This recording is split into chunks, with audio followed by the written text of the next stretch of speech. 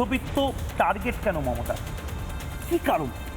ঝন্টু বাড়াইকে আপনি খুব খুব ভালো করে যদি দেখেন, দেখুন শিক্ষা মেরে দিল, স্বাস্থ্য মেরে দিল, চাকরি মেরে দিল।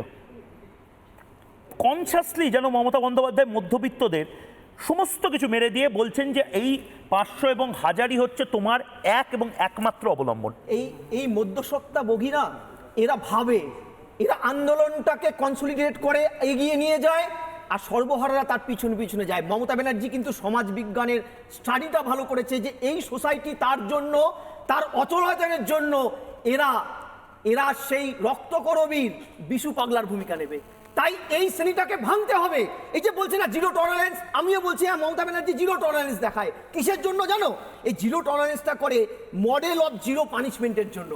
তাই দেখবে কলেজে আবার কথা বলছে কি মানুষ, তারা তাদের দলের নেত্রী রেপ হচ্ছে, তাদের দলের নেতা মাথা টিপে দিচ্ছে, তাদের দলের নেতা নেকেট হয়ে শাস্তি পাচ্ছে, আর আমরা যখন চিৎকার করছি তারা তখন চিৎকার করে আমাদের থামাচ্ছে।